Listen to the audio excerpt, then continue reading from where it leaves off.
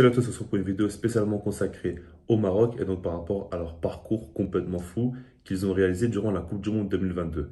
On va prendre un petit peu de recul et on va essayer de voir comment ils ont donc changé beaucoup de choses dans le football et on va y revenir dès maintenant. Le premier point concerne le continent africain. Évidemment, déjà, il y a un point histoire à ouvrir par rapport au fait que le Maroc est le premier pays africain à pouvoir arriver en demi-finale d'une Coupe du Monde. Donc c'est historique, on l'oubliera jamais, évidemment. En dehors de ça, je pense que les pays africains sont souvent quand même décrédibilisés ou en tout cas ne sont pas forcément assez respectés par la masse publique, la majorité des gens, tout simplement. Et c'est une bonne chose qu'aujourd'hui un pays africain aille si loin pour redorer un petit peu l'image du continent, parce que comme vous savez, le Maroc a gagné pour son pays, pour son peuple, mais aussi pour le continent africain. Il faut se rendre compte qu'aujourd'hui, en Afrique, il y a quand même beaucoup de grands joueurs. Quand on regarde en Europe, dans les plus gros clubs, on retrouve souvent des joueurs africains et des joueurs de très très haut niveau, des joueurs très importants.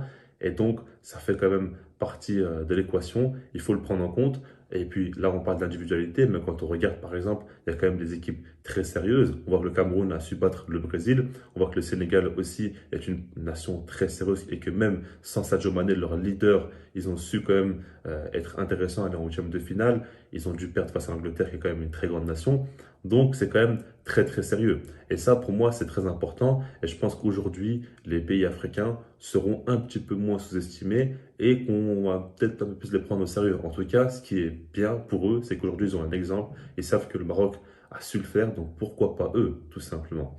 Maintenant, le second point et le plus important, c'est concernant les mentalités. Je trouve qu'aujourd'hui, dans le football, on est vraiment dans un sport très élitiste. On n'est pas non plus dans une super ligue où il n'y a que une dizaine de clubs qui sont concernés. On n'est pas encore à ce stade-là. Peut-être que ça va arriver. Mais ce que je veux dire, c'est que aujourd'hui, tu as vraiment des gros clubs comme Manchester City, comme le PSG notamment.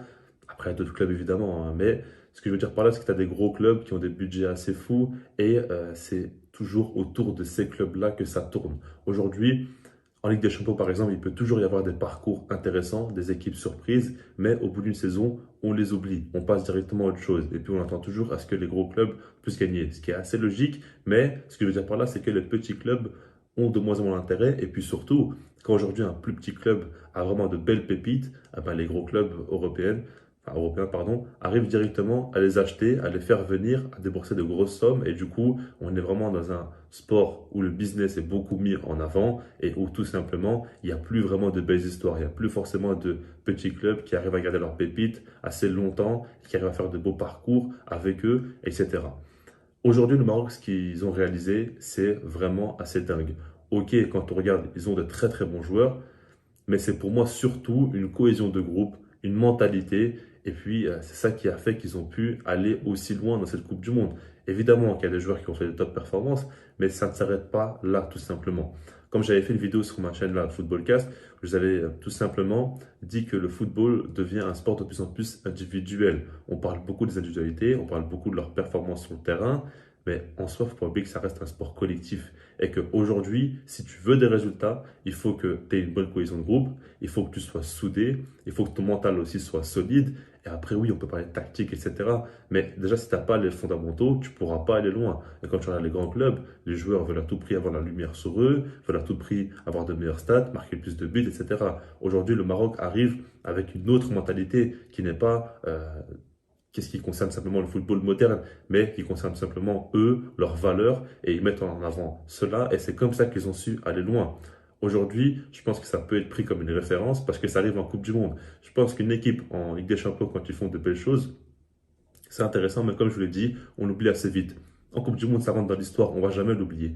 Et on va beaucoup se référencer à ce qui se passe dans cette compétition-là parce qu'elle est considérée comme étant la plus grande dans le football. Donc je pense que des clubs vont pouvoir s'inspirer du Maroc et vont simplement comprendre qu'en prenant des valeurs et qu'en essayant vraiment de souder un groupe, de fédérer des joueurs, ça peut fonctionner et ça peut faire très mal parce que c'est comme ça que tu vas arriver à motiver les uns et les autres. Et quand tu regardes par exemple le banc du Maroc, il n'est pas du tout du niveau de demi-finale de Coupe du Monde. Ça, je pense qu'on est d'accord pour se le dire. Mais pourtant, quand ils sont rentrés, les joueurs, on n'a pas vraiment vu beaucoup de différence. On a vu à chaque fois des joueurs très motivés, qui sont incorporés dans le système et qui ont su faire de belles performances. Ça prouve vraiment qu'il y a eu quelque chose qui s'est passé entre tous les joueurs marocains et le staff, etc. Donc c'est pour moi ça qu'il faut vraiment retenir, qu'il faut prendre en compte et il faudra voir maintenant dans les prochaines années qu'est-ce qui ça va se passer, qu'est-ce qui va évoluer ou non. Parce qu'aujourd'hui, par exemple, on voit beaucoup le fait est que un coach, s'il n'a pas de résultats, il part très vite. On veut à tout prix des résultats, on veut à tout prix gagner des matchs. Mais est-ce qu'il ne faudrait pas plus laisser du temps, essayer vraiment de trouver une alchimie aussi entre le coach, directeur sportif, etc., pour qu'il puisse y avoir vraiment une idée collective qui puisse se dégager et qu'on aille tous dans le même sens. Je pense que le football doit plus aller dans ce sens-là, plutôt que tout le temps chercher les résultats et tout le temps viser ce qui peut se faire mieux possible à court terme. Donc voilà, je laisse là-dessus et puis moi je vous dis peace.